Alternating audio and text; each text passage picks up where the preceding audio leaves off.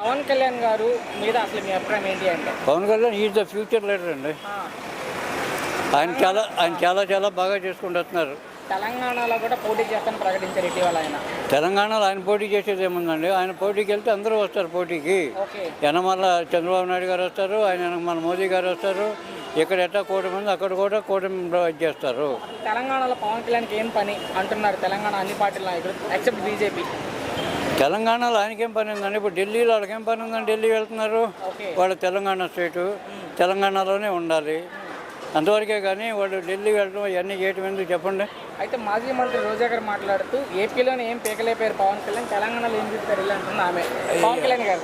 ఏపీలో ఏం బీగుతున్నారో ఏం బీగలేదు ఆమె చూస్తుందా?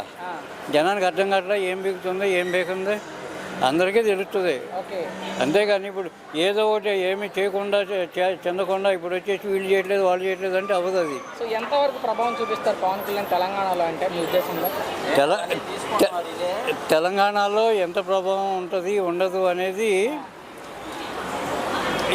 క్యాంపెయిన్ చేసినప్పుడు తెలుస్తుంది.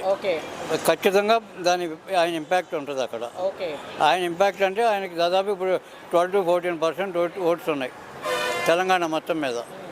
వాళ్ళతో పాటు ఇంకా బీజేపీ టీడీపీ కలిపి అనుకోండి పవర్ క్యాప్చర్ చేసుకోవడానికి కూడా అవకాశం ఉండొచ్చు.